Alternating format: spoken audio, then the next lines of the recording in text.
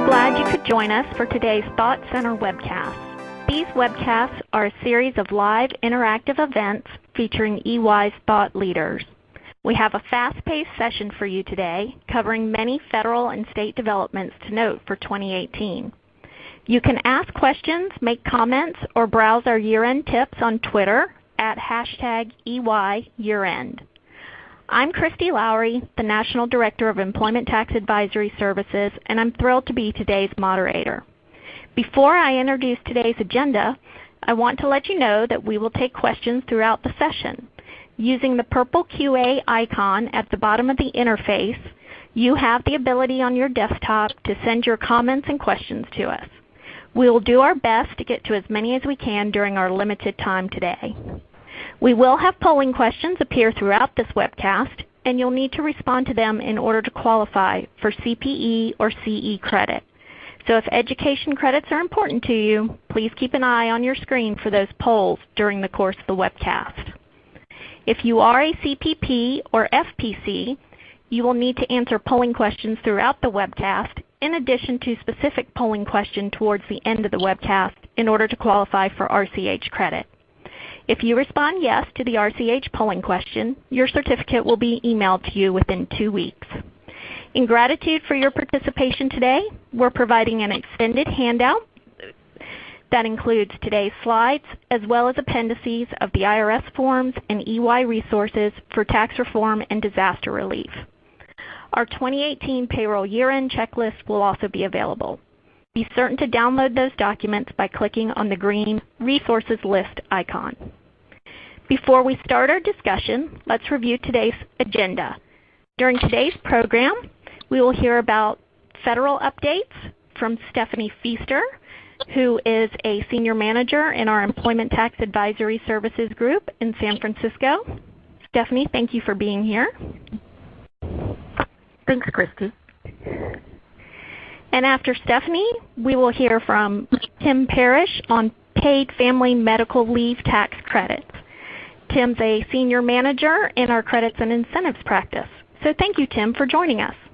Thank you, Christy. Happy to be here.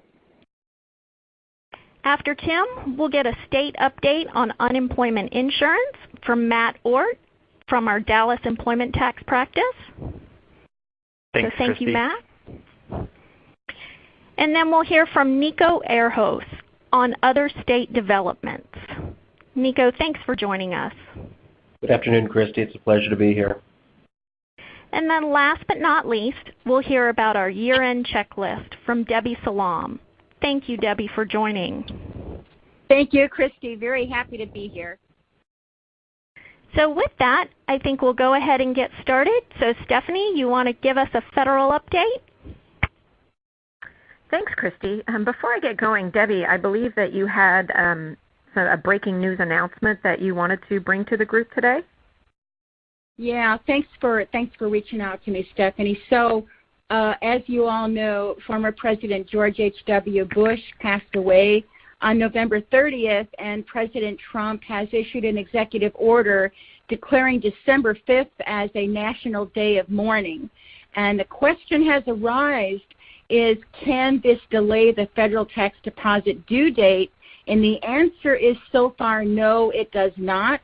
The Federal Reserve is open. That's not a federal agency that is closed, while all other federal agencies will be closed. The U.S. Postal Service will also be closed. But because Federal Reserve is open, the tax deposit due dates are not delayed. If we hear anything further from the IRS that changes that, we will certainly issue an alert. But for right now, deposits are due December 5th as usual. So thanks for letting me bust in there, Stephanie. Sure. Thank you, Debbie. Well, to start off our federal employment tax update, we're just going to go through quickly some of the wage base and other deferral changes from between years 2018 and 2019. As you can see from the slide, there are a significant amount of changes. Namely, the Social Security wage base has increased. The 401k qualified retirement plan deferral has increased. The qualified parking and commuter highway vehicle transit pass has only increased by $5. And then adoption assistance, health flexible spending account, FSAs, have increased. We have not yet received any updates on the business cents per mile reimbursement rate. And the federal unemployment insurance wage base remains unchanged at $7,000. That wage base hasn't changed for several years, so I'm not sure if we'll ever see any significant changes in that amount. The numbers were delayed a bit because we believe it was due to the new calculation of the inflation adjustment due to tax reform. So the numbers here came out a little bit later than we have seen in years past, but we were happy to be able to at least provide these to you now so that you can get your payroll systems updated and integrated and tested for next year. With respect to the changes in the 2018 from 2017 annual fringe benefit limits, you'll see that there have been some changes in 2018 versus the 2017 HSA limits and also the medical savings account.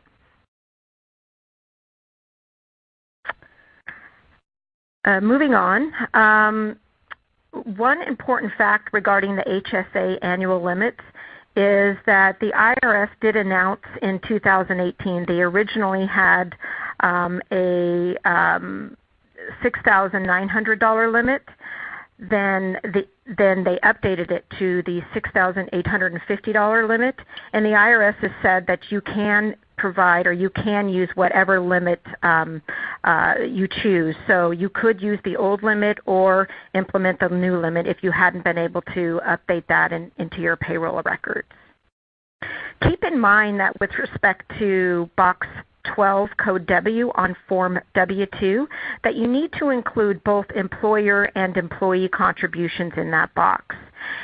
The employer contributions would include any deferrals that the employee makes through a Section 125 plan.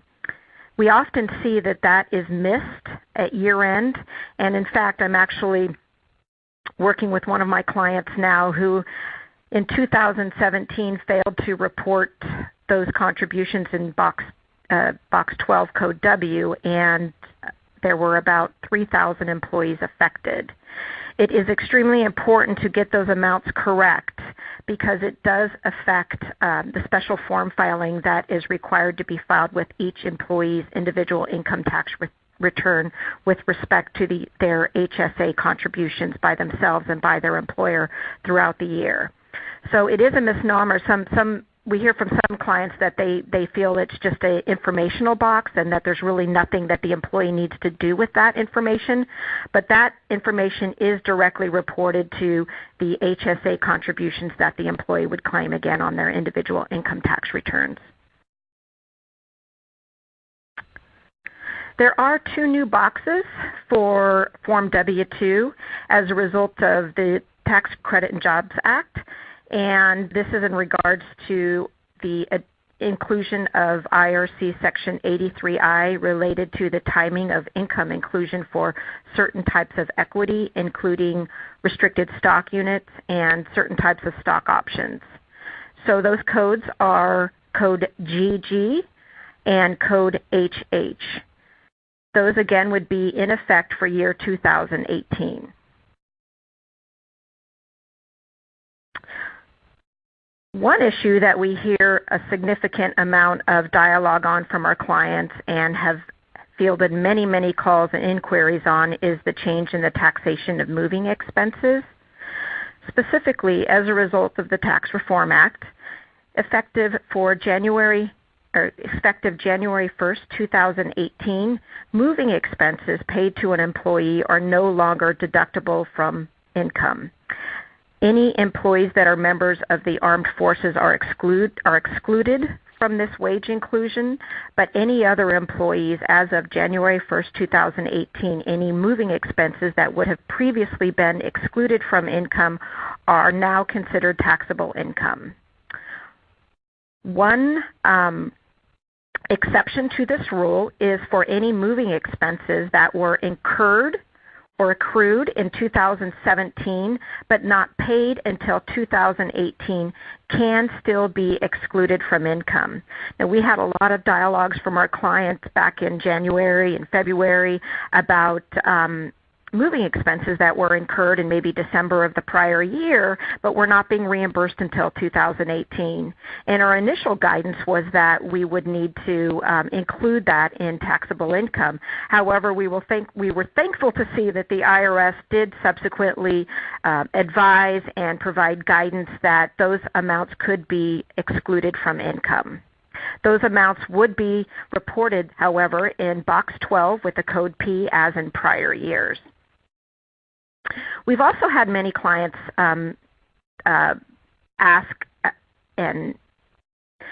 for some insights as to how these moving expenses should be taxed going forward. In general, they would be considered supplemental wage payments, so the withholding could be done at the supplemental wage rates.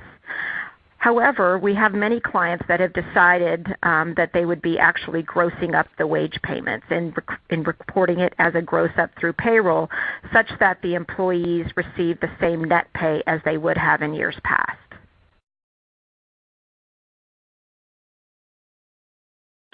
One other important point I want to make is that there are a handful of states, including California, that have not adopted the exclusion for moving expenses.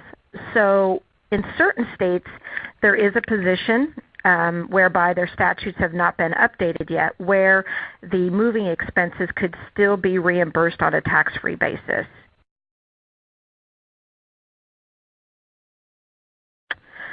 Another issue that has been very impactful in the employee and payroll community is the loss of the business deduction for the transportation fringe benefits. And although it doesn't really affect the employee compensation at all, so I want to really reiterate that point because there's been some confusion, it does not affect an employee's W-2 reporting. It does not affect the amount of taxable wage inclusion to the employee. However, it does significantly impact the employer's ability to receive a deduction for employer-provided transportation benefits. So in prior years, those benefits were the employer could take a corporate tax deduction or an entity-level tax deduction for those benefits, but that is now no longer available. And this deduction exclusion also includes any employee contributions that were made through a cafeteria Section 125 plan. The reason being is contributions through a Section 125 plan are actually deemed to be employer contributions. So holistically, both the contributions that an employer would make directly into a transportation plan and also employee deferrals through a 125 plan are no longer deductible by an employer. We have many of our clients that are calculating what the tax impact and the underlying financial impact would be to their organizations as a result of the loss of this deduction. I want to keep in mind, though, that there are certain localities that actually require you to provide employer transportation benefits to their employees. For example, the District of Columbia, New York, San Francisco, and recently Seattle do require that employers provide this type of benefit. So it really does kind of leave employers in between a rock and a hard place in that they are mandated to provide these benefits, yet they are not eligible for a deduction on that. Christy, I believe we have a polling question now. We do.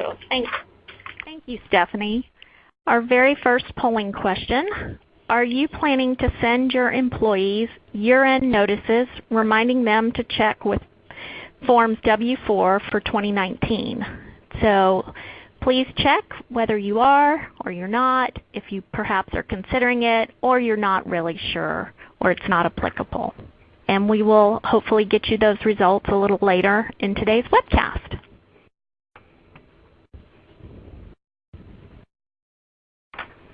Okay, thanks, Christy. And I'm going to, the next topic we're going to discuss today is the Form W-4 and the personal allowances. As most of you are aware, as a result of tax reforms, there have been some significant changes to the way and the method that withholding is calculated.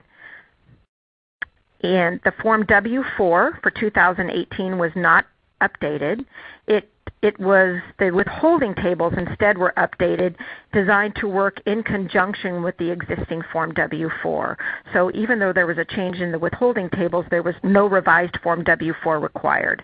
However, we did request, and we do advise our clients to notify the employees that there might be a substantial impact on the amount of income tax withholding that would be required in 2018, and thus it would be very important for them to go ahead and notify their employees that they would need to review their allowances to make sure that they are not under or over withheld.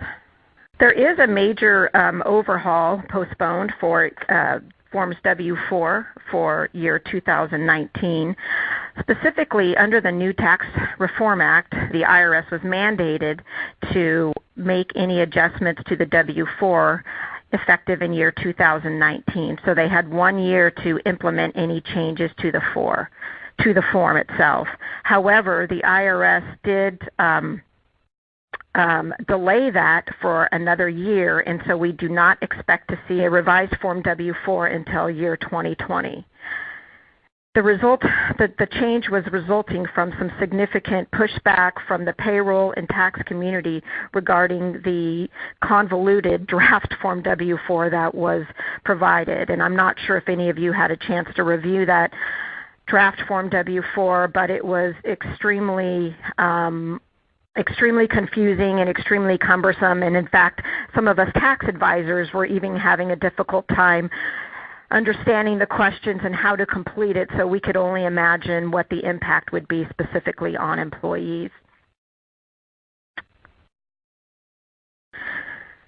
Again, so we do expect the revised Form W-4 to come out sometime in year 2020. We also expect that there will be a draft Form W-4 released, and that the W-4 will also have an opportunity to have feedback, and so we in the community can provide some insightful guidance to the IRS regarding any proposed changes to the W-4.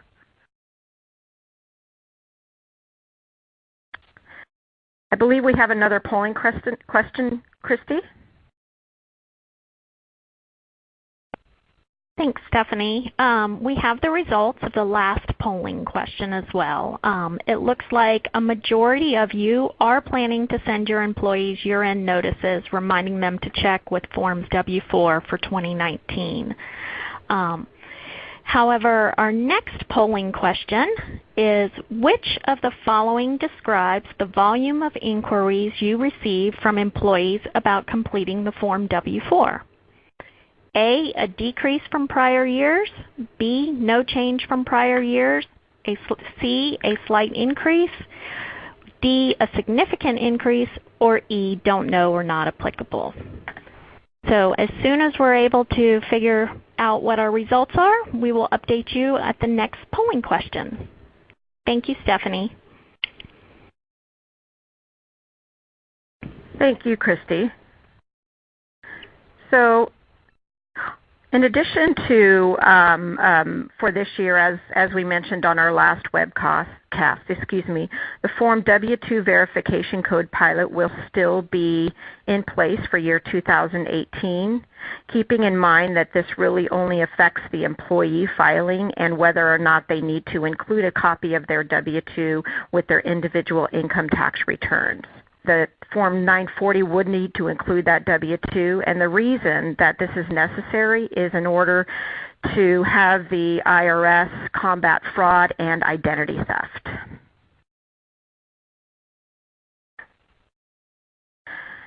As some of you might be aware, there is an employee waiver available for Form W-2C.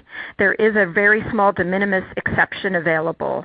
The dollar amount on those is $100 for any wage impact and $25 for any tax impact. But I do want to point out that the employees must affirmatively agree that they would not receive a W-2 for any of these adjustments. It's very common that we hear from employers that they are not going to be filing any W-2C adjustments because the amounts are underneath the de minimis exceptions. And we always need to remind them that the employee needs to agree to that and consent affirmatively that they agree not to receive the Form W-2.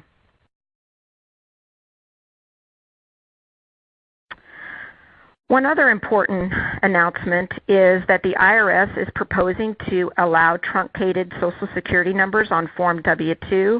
As you might be aware, this is already allowed and in practice for Form 1099 reporting. However, the IRS is going to be allowing that for Social Security purposes as well.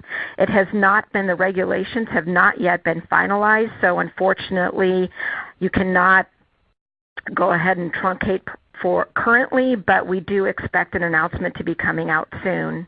Note that the Forms W-2 that are filed with the Social Security Administration may not be truncated, and that is necessary in order to ensure that employees get their full benefits and full Social Security wage calculations for Social Security benefit purposes.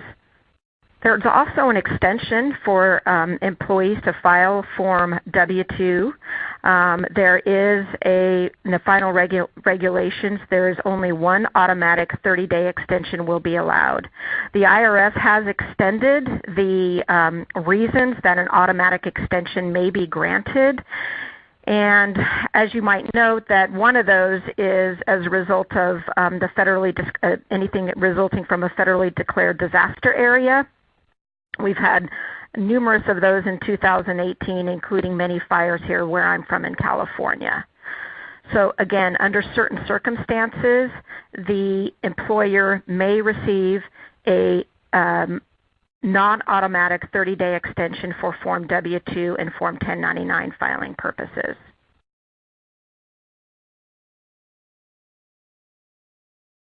One question we also have is when prior adjustments of federal income tax withholding and additional Medicare may be done. So we also have many clients who have employees on a gross-up situation. And under a gross-up situation, as you're likely aware, the employer is paying those taxes on behalf of the employee.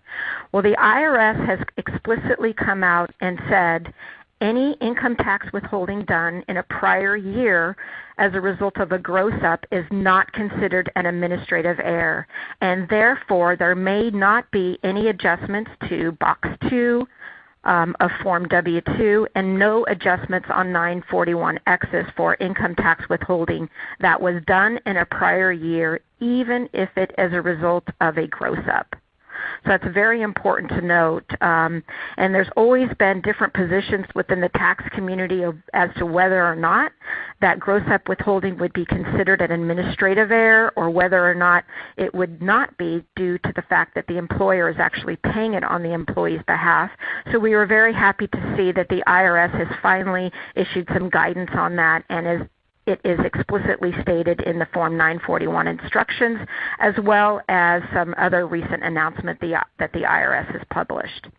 This will also likely affect significantly many of our clients that do gross-ups on employees that are expatriates or impatriates as a result of tax equalization policies in place. So there tends to be a lot of gross-up calculations done for that, and then oftentimes those withholding calculations are adjusted in the subsequent calendar year. And again, they will not be allowed any longer to make income tax withholding adjustments for those gross-ups on their INPAT or expat employees. So we have the results from our last polling question. And it looks like most of you chose B, no change from prior years as far as the volume of inquiries from employees about their Forms W-4. We did, running right behind that was a slight increase. So it sounds like it is getting out there and that you might have a few more questions coming up in the near future starting in 2019 from your employees. So be aware of that. And Stephanie, that was a lot of great information on the federal updates. Thank you so much. And next we will talk about the Family and Medical Leave Tax Credit with Tim Parrish. Tim? Thanks, Christy. So you all may have read about this new credit for paid family and medical leave last year, but it took a few months to get guidance. We now have that guidance, which we will cover today in the next couple of minutes. As a reminder, the credit was enacted as part of the Tax Cuts and Jobs Act, and that legislation created a new code section, Section 45S, which provides a general business credit for paying wages to qualifying employees on leave under an employer's qualified family and medical leave policy. The timeline here is that the IRS issued some FAQs back in April of 2018, which didn't provide a ton of clarity, but subsequent to that, on September 24th, the IRS issued Notice 2018-71, which was in a question and answer format and created had a lot of additional information on the ins and outs of the credit. After that, the IRS issued Draft Form 8994 with instructions at the end of October.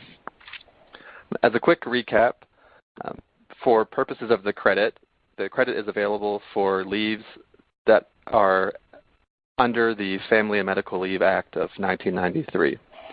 So these leaves include leaves such as birth of a child of the employee, placement of a child with the employee for adoption or foster care, an employee's own serious health condition, and so on. It is important to point out that the employer must only offer leave for one or more of these purposes. So many of the employers that I talk to are only offering maternity or paternity leave right now, and that's okay. You're not required to offer leave under all of the FMLA purposes in order to be eligible for the credit. In general, for employers looking to offer these benefits to employees, this credit helps offset the cost of doing so. So turning to a couple of the requirements here and an overview of the credit opportunity. The credit is for wages paid during qualifying leave periods occurring in tax years 2018 and 2019. So this is just a 2-year credit right now. The rate of payment during the employee's leave must be at least 50% of the wages normally paid to the employee. And you can take the credit for leave paid up to 12 weeks per qualifying employee per tax year. Now, there are certain exclusions for the qualifying wages, and they are those wages that are paid by a state or local government, such as California's SDI program, or mandated by state or local law, for any leave reasons not covered under the FMLA Act, and for other time off programs such as vacation, sick pay, and personal leave. One thing that the notice did clarify was that short-term disability policies may be characterized as family and medical leave under Section 45S if they meet all the other minimum requirements. So when you're reviewing your policies to determine if you're eligible, make sure you're looking at your short-term disability policies as well. In general, the policy must be in place before the leave for which you're claiming the credit is taken. And the date that that's in place is the later of the adoption date or the effective date. Now, there is a transition relief for tax years beginning in 2018, which you can find more information in the notice about. There are certain time-sensitive requirements that you must meet, such as adopting the updated policy or amendment by December 31st, 2018, bringing your leave practices into compliance with the terms of the retroactive policy for the entire benefit period, and making any retroactive payments by the last day of the tax year. So how does this credit work, and how is it calculated? The credit is a percentage of the wages paid, and if you are able to offer at least 50% of the normal wages, the credit would be 12.5% of those wages paid during the leave period. That credit percentage increases 0.25 percentage points for each percentage increase in the wage replacement. So as you can see in the table, at 50%, the total credit percentage is 12.5%.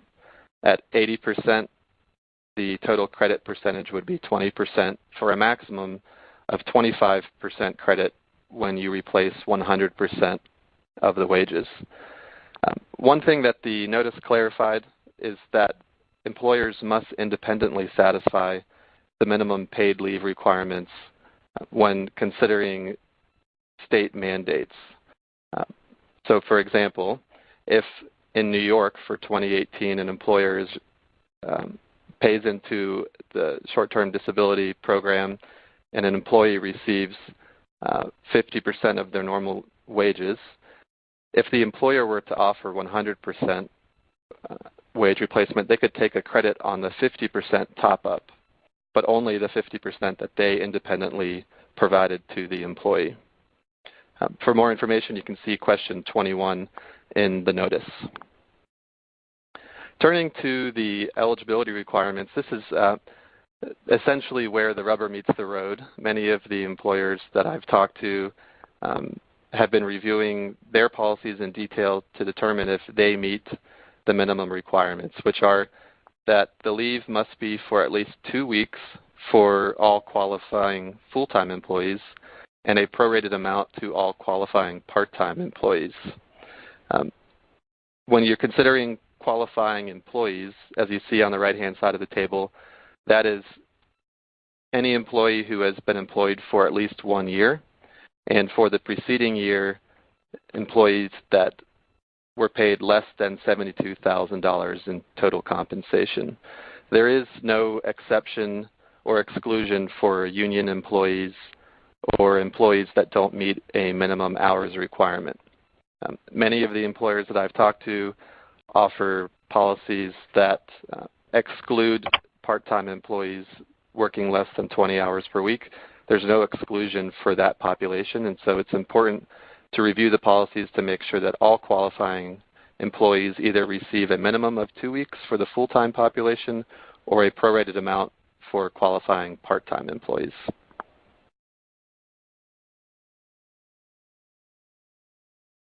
If we could turn to sample credit calculation, as you'll see, considering an employer that has about 1,200 employees that took a leave under the Family and Medical Leave Act during the year, if the employer were to pay at least 70% of the normal wages while that employee was on leave, the total amount of wages for that employee population would be roughly $4.75 million.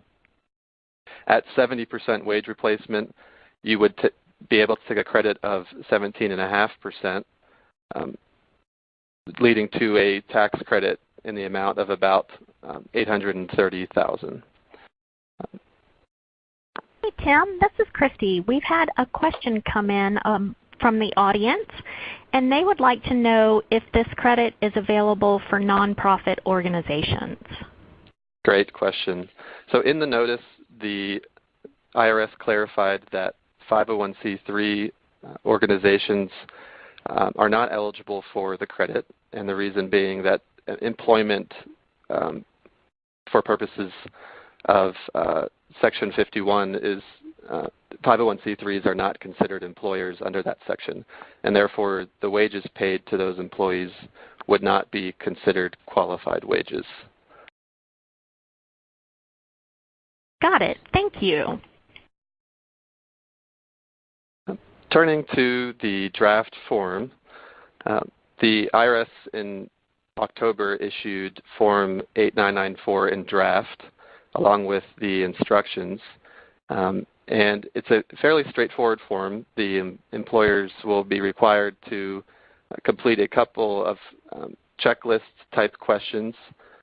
Importantly, in letter D, you can see that the employer must state that they included non-interference language in their policies. And this would apply to any employers that include employees under their policies who are not subject to the FMLA. For example, employees that may work less than 1,250 hours in the year. So Tim, how do employers claim the credit? Can they claim it on Form 941? Great question. So the employers will have to claim the credit using Form 8994. It is a general business credit, so it will be filed with the annual tax returns, and therefore it would not be claimed on Form 941. Interesting. Thanks. Some of the challenges that we are seeing in talking to employers is that many of the policies do not currently cover all qualifying employees, or they may require other changes in order to meet the minimum requirements under Section 45S. For example, some employers may exclude union employees, or they may exclude part-time employees working less than 20 hours a week. And the policies as a whole for the employer would need to be updated to make sure that no qualifying employees are excluded. From a technology perspective, one of the challenges we're seeing is that paid family and medical leave may not be tracked separately from periods of other non-eligible types of leave. They may be grouped with paid sick leave, vacation leave, and so it's important to make sure that your systems are updated in order to appropriately track qualified paid family and medical leave that would be eligible for the credit. And lastly, from a technology perspective, we found that many employers utilize a third-party administrator for purposes of leave administration, and so it will be important to bring in the third party to discuss what data they have and can provide on a timely basis as you move forward in calculating the credit. A couple of important next steps. It's important to review the policies that you have in place to determine if they're going to meet the minimum requirements of Section 45S, and in particular, comparing your policies to the updated guidance in Notice 2018-71. If your policies require updates, a lot of employers are looking at a cost-benefit analysis. For example, we walked through the credit calculation, which would offset a portion of the cost of expanding your policies, but given that it's a 2-year credit, some employers may determine that they are going to pass for now because the cost of expanding the policy may be prohibitive. And then lastly, as it is a 2-year credit, we expect that there will be some consideration for extending it at some point during 2019. If history is any indicator, we often see that the extenders are addressed at the very end of the year in which they'll expire. And so monitoring any legislation on Section 45S throughout the year will be important. There is talk of some tax extenders being addressed in legislation this December, but we don't expect any provisions to address Section 45S. However, we do anticipate that legislation in this month will address employee retention credits for some of the recent disasters, such as Hurricanes Florence and Michael, the California wildfires, and possibly the volcanic activity in Hawaii. One of the questions that we're getting is whether you have to offer paid leave for all FMLA purposes. And as I addressed at the beginning, there is a list of potential FMLA purposes. You can offer paid leave for one of those purposes and only that purpose, and you could take the credit. You do not have to offer paid leave for all of the FMLA purposes in order to be eligible for the credit. Back in February, we had a webcast on this new credit opportunity, and our polling results showed that roughly 74% of the participants were either planning to take advantage of the family and medical leave credit or reviewing their policies. Christy, with that, I think we have another polling question to get an updated response from our participants in light of the new notice. We do, and before we go to that polling question, or while we go to it, Tim, we had a question from our audience, and it is, they offer paid leave for serious illness, but not care for a family member. Can they still take the credit? Yes, so assuming that the policy meets all of the minimum requirements with regard to the serious illness FMLA purpose, the employer could take the credit for wages paid for serious illness leave. They are not required to also offer leave for care for a sick family member in order to take the credit. So with that being said, while we wait for you to respond to our fourth polling question, we'll move on to Nico Ehrhoff out of our Chicago office in our Employment Tax Advisory Group, and Nico's going to share other state developments with us today. Nico? Thank you, Christy, and good afternoon to everyone. So a good starting point for this section is a discussion around conformity.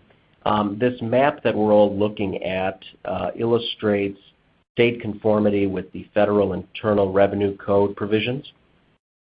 Following the passage of the Tax Cuts and Jobs Act, the states had to react to the revised federal provisions related to a variety of matters, for example, certain fringe benefits like moving expenses and bicycle commuting benefits, certain business deductions, and then the states further had to react to the need for income tax withholding changes and the impact of the federal Form W-4 if the state uses the federal W-4, or the impact of their own version of the W-4 if they have a state-specific withholding election certificate.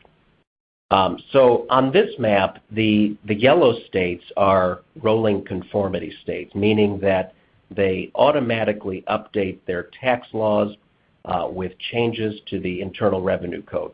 Other states conform to the Internal Revenue Code as of a specific date. Those states are highlighted in dark gray on this map and classified as fixed states. And then there's other states that conform only to select federal provisions, and those are referred to on this map as selective states, and they're highlighted in indigo. So conformity with the federal code is something we've been seeing, and we're seeing a lot of states continuing to grapple with right now following the federal tax reform in particular. And this map that we're looking at has changed dramatically even within the last several months as states continue to respond to federal tax law changes. New York, for example, was formerly an automatic conformity state, but following the passage of their budget bill in March of this year, they specifically decoupled their treatment of moving expenses from the revised federal treatment pursuant to the Tax Cuts and Jobs Act, which suspends the exclusion. So now New York follows the Internal Revenue Code for payroll tax purposes generally, except as it relates to qualified moving expenses. So unlike for federal, these expenses are not taxable for New York income tax purposes. As I mentioned before, states continue to grapple with the conformity issue. I think we expect this map to continue to change and evolve in the near future as more states address conformity in their upcoming legislative sessions.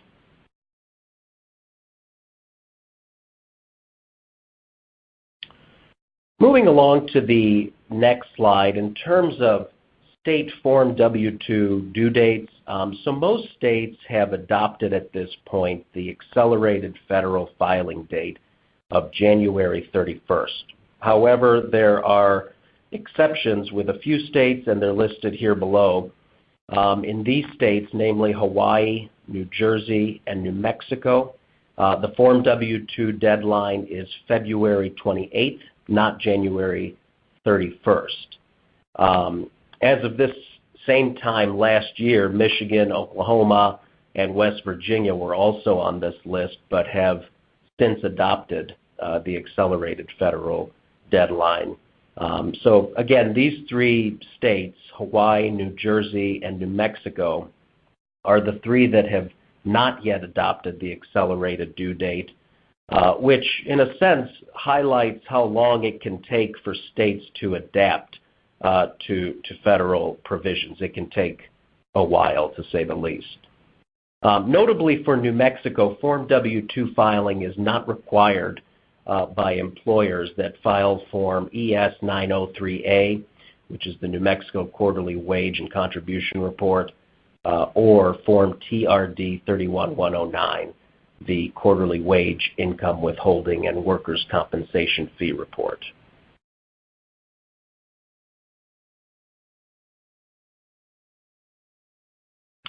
Moving on to the next slide, here we cover state income tax withholding table updates.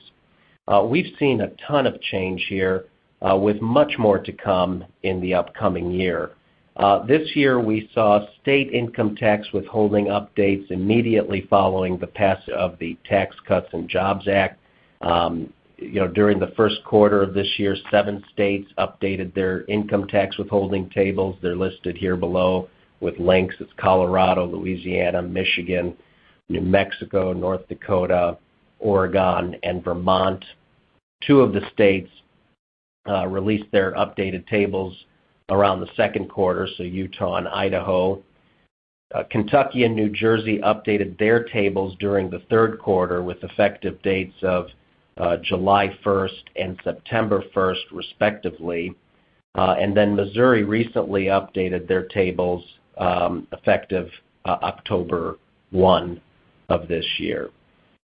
Note that these are active links, by the way, within this slide here, so you can simply click on each link and it'll take you to the source publication should you need further detail with respect to any particular state.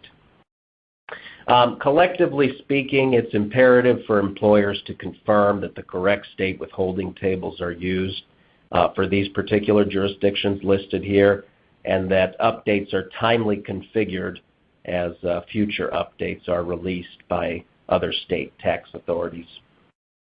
The Tax Cuts and Jobs Act temporarily suspends the deduction for personal allowances effective January 1st of this year through the close of the year 2025, so December 31st of 2025. From a federal perspective, we've seen the early release drafts of the new proposed Form W-4 and other proposed changes, and Stephanie talked about that earlier during the webcast. From a state perspective, this map shows which states currently use the federal Form W-4 for state income tax withholding purposes, either as the exclusive form or as an addition to a state-specific form. And so the 4 broad categories that the states fall under are either, number 1, it's a state that has no income tax withholding, so there's 9 of those currently. 2, there's a state-specific version of the federal Form W-4 that's required. 3, use of the federal Form W-4 is permitted, or 4, it's a state where withholding exemptions do not apply. Now, following the passage of the Tax Cuts and Jobs Act, we saw some significant activity here. So you'll recall that the IRS did not implement the personal exemption deduction change on the 2018 Form W-4. Notwithstanding, several states began updating their withholding election certificates and laws. So for example, we had Oklahoma and and Kentucky. They were among the first states to update the regulations in this area. And we are likely to see more changes as we head into next year. So this is something employers need to keep an eye on in the near future, as this map is very likely to change, either with more states detaching from the federal Form W-4, or like Kentucky, for example, simply not utilizing personal exemptions anymore. And the other thing to consider here is what kind of employee communication protocols you have in place to accommodate these ongoing state withholding certificate changes that will be impending. So how are you going to be alerting employees as these state changes are implemented? So those are some of the trends to look out for as we move into 2019. With that, Christy, I think we're at polling question number 5. Yes, and before we get there, Nico, we had a question from our audience today. And the question is that New York requires that state wages equal federal wages. Is that no longer the case for 2018? No, that is still the case. Box 16 of the Form W-2 reporting New York wages requires that Box 16 equal for New York Box 1. What happens where you have an allocation, a non-resident that works in that state that is for less than that 100% allocation, is that that person makes the allocation on their individual return and claims credit as applicable. Oh, fantastic. Thank you. Thanks, Nico. So now that we are on to our next polling question, as part of your annual audit process, when is the last time you had an independent review of your payroll system tax configuration? A, 4 to 5 years ago, B, 3 to 4 years ago, C, 2 to 3 years, D, this year, E, please contact me if you need assistance, and F, don't know or not applicable. So we will wait for those polling question answers to come in, and the results from our last polling question are in, and it looks like as part of your annual audit process, a majority of you had an independent review of your unemployment insurance tax rates and elections this year, which is fantastic. So good job. So with that being said, I think we will go to our last topic today, the year-end checklist. Debbie, you want to take it from here? Yeah, thanks so much, Christy. And before I get going into the payroll year-end checklist, I want to address some of the questions that are coming in. A lot of you are asking, do we have a list of the states that require a W-4 and so forth? I want to let everybody know, if you do a Google search or a Bing search or whatever your internet browser is, and you do EY payroll year-end checklist, over on the right-hand side of that web page, you will find all of our special reports. And one of them is called Employment Tax Rates and Limits, and we have them back for the last several years. If you want to know which states have a supplemental withholding rate, you'll find that information in that special report. If you have Form W-4 questions, we also have a special report on Form W-4, the federal rules, and then just a matrix of some of the basic state rules that apply to the Form W-4. So I think that will address a lot of the questions that are coming in about, do we have that information? So let me get into the payroll year-end checklist items. And the first thing that I want to talk about is the importance of reconciliation. And you can see we have this neat little graphic. And essentially what we're trying to convey here is that your total of your Forms W-2, that is all of your dollar fields, income tax withholding, wages, FICA withholding, has to agree in total to what you reported on your 941s for all 4 quarters. That seems simplistic, and I think everybody gets that. But here's where it goes wrong. It goes wrong when it's time, when we start issuing those W-2Cs. So it's very important that you have a process in place that every time you issue a W-2C, you're going back and rebalancing and making sure that you're doing a 941X to keep those numbers in balance. And why is that important? Well, if you go to the next slide, we talk about the Combined Annual Wage Reporting Program, that's CAR. And keep in mind that the SSA is perpetually balancing the 941 data it gets from IRS with the W-2 data that you're submitting. And whenever there's a difference, and it doesn't matter whether the difference is higher to the W-2 or lower to the W-2 in 941, there will automatically be an assessment charge of 10% of the largest dollar amount discrepancy. That's usually Medicare wages. So again, that's an automatic assessment, and if you're like a lot of businesses, these collection notices may not get to you right away. They hang around, you're not aware of them, they sit on your IRS account, and they begin to really cause problems with impounding of other federal tax credits you have coming to you, and so forth and so on. So I cannot emphasize enough that this reconciliation needs to happen before you file your final 941, before you file your W-2s with SSA, and every time you're submitting a batch of W-2Cs to the Social Security Administration. Very important. The next step is doing a logical reconciliation between your W-2s and 941s, and that's what we're showing here on this reconciliation slide. You know, keeping in mind that some wages are subject to federal income tax and some wages are subject to FICA, and there may be a difference between the taxability of those two amounts. So when we say that 941s and W-2s have to reconcile, we don't mean that the numbers have to be the same, because clearly they're not. There are taxability differences. But what we are saying is that you have a reconciliation spreadsheet that explains the differences when they're there. For instance, adoption assistance is subject to FICA but not federal income tax. So there will be an explainable difference between those two columns of wages. So very important that in your tax records you have a worksheet that does explain all of those differences so that it's ready and available whenever you're being audited. And I want to emphasize, it isn't just the IRS that is looking at those reconciliation numbers. For instance, even in a New York audit, they will ask you to show a reconciliation between your FIT and FICA wages. Why?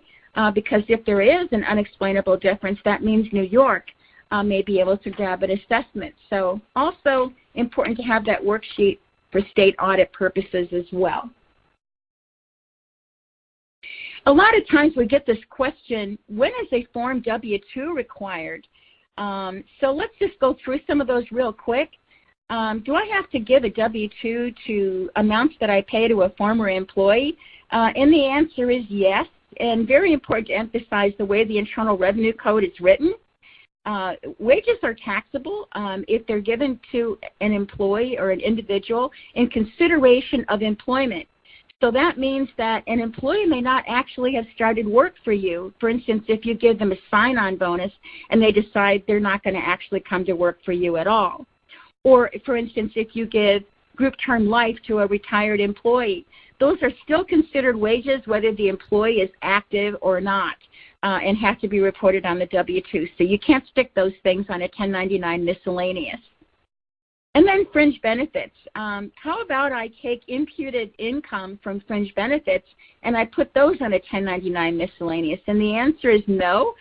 There are excessive penalties that can be assessed to you for reporting wages on a 1099 miscellaneous instead of a W-2. So be careful about that. In fact, you really should at the end of the year check all of the 1099 miscellaneouses that have been issued and cross-check and make sure that people receiving a 1099 and also a W-2, that you really scrutinize that and make sure that that is correct, because that should be a very rare circumstance that somebody is legitimately getting both a W-2 and a 1099 miscellaneous.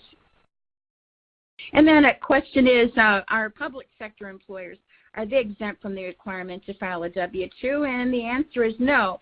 That requirement still applies to them. So continuing on with some more frequently asked questions. Do employees who work in U.S. territories and possessions get a W-2? And the answer is no. So please do see the Form W-2 instructions about the particular forms that apply for wages that are paid to employees who are working in U.S. possessions like Puerto Rico and Virgin Islands. What about deceased employees' wages? Do you report deceased employees' wages on a W-2? And it is yes and no to that answer. So there you're going to have to examine when the employee died and if the wages were paid in the year after death or in the year of death. And again, a wonderful explanation of that is included in IRS Publication 15. Another question we get often is, what about business expenses? Do I report business expenses that are taxable on a W-2, or do I use a 1099 miscellaneous? And the answer here again is, if that's a taxable business expense reimbursement made to an employee, that is considered a wage, and that has to go to the Form W-2. All right, listen up, everyone. This is an important question if you want RCH credits. And you would want an RCH credit if you are a certified payroll professional or an FPC. So the polling question, if you are a payroll person, and we're not talking about people who want CPE, meaning they're CPAs. So if you're a payroll person and you want that RCH credit, please say yes to this polling question and don't miss it.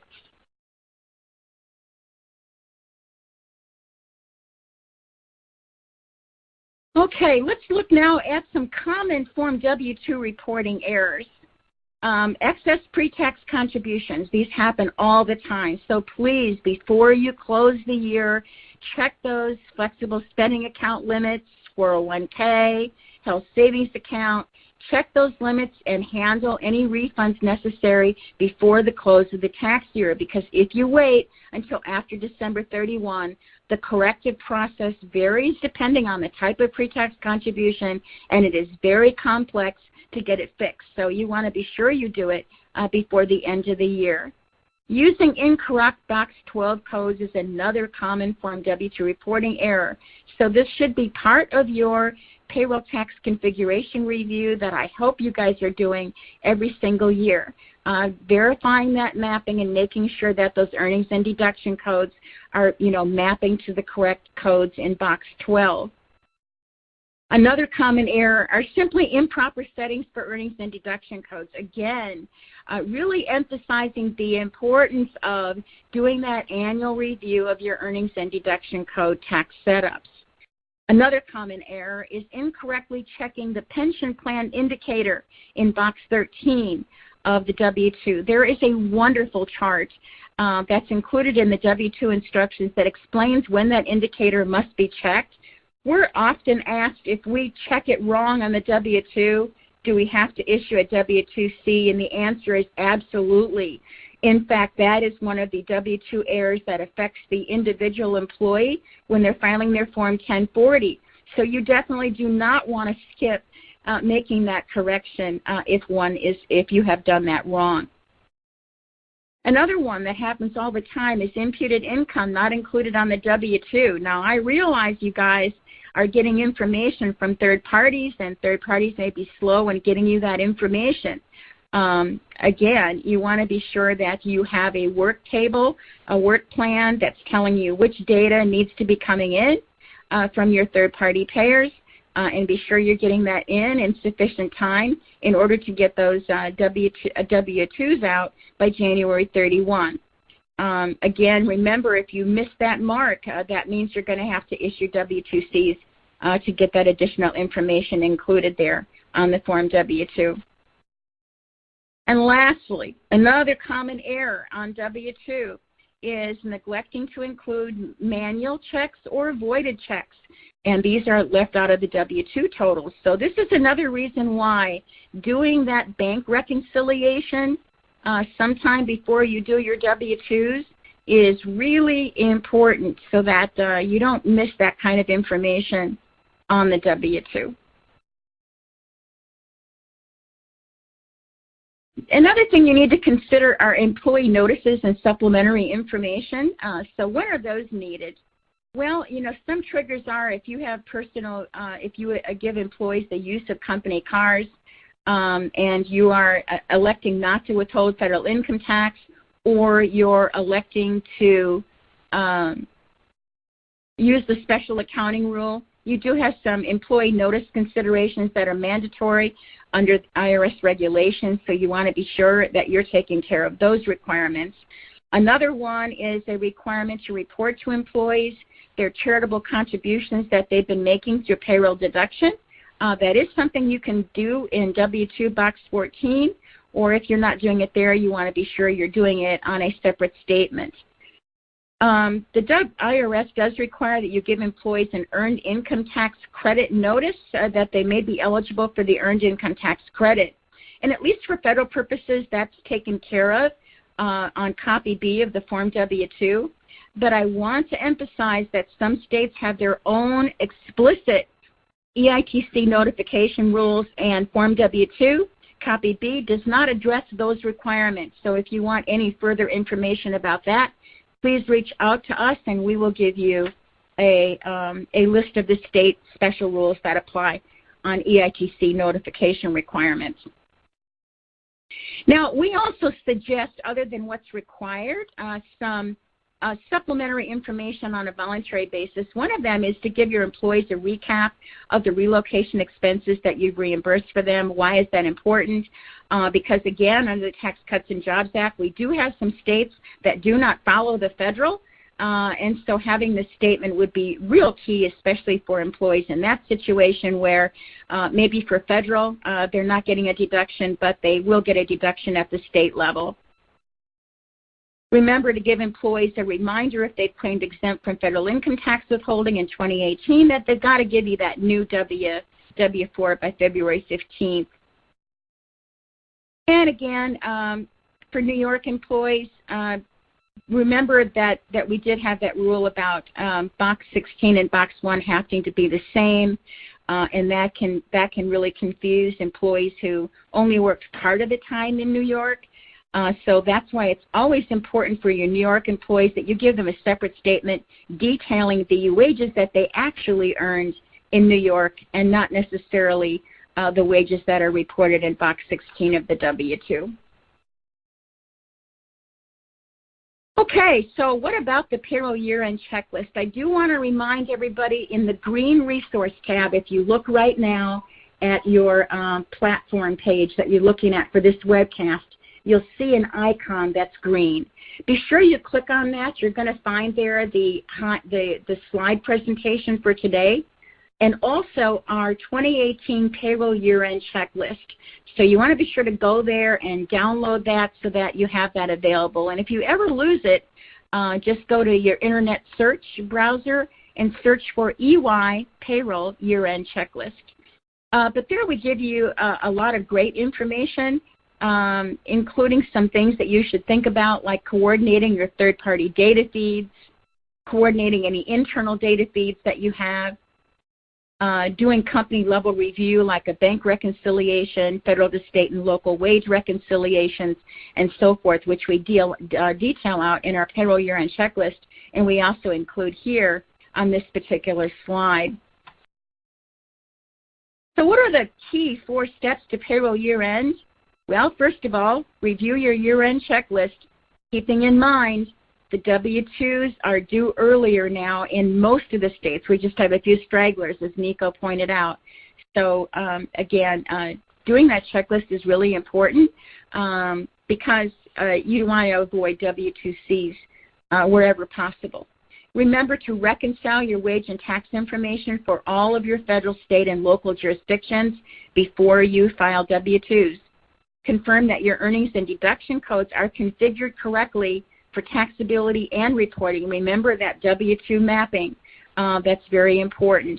And then also very important, be sure you're properly identifying all of the stakeholders, including third parties, involved in the year-end reporting process and clearly communicate to them the deadlines that apply. So again, I want to remind you all to please go to the green resource tab and get those handouts that we have there Also, I want to point out that at the end of the slide deck, so you'll be able to get this when you download the slide deck, we have a resource section where we do give you links to the latest, the publications that you need for W-2 reporting, and then some additional DUI resources that we think you might find helpful, including links to some of our more popular special reports that I think are absolutely vital at the end of the year. So with that, Christy, I'm going to turn it back over to you. Thanks, Debbie. And I think, we have heard a lot of great information today. And if I had to take away 5 things from today's discussion, I think the first I would take away would be you can anticipate a lot of federal and state activity as we rebound from the Tax Cuts and Jobs Act. There are several changes this year, and it's important for employers to have a checklist, which you can find on that green icon. State unemployment insurance is so often get overlooked, and it's a way that employers can really help manage costs.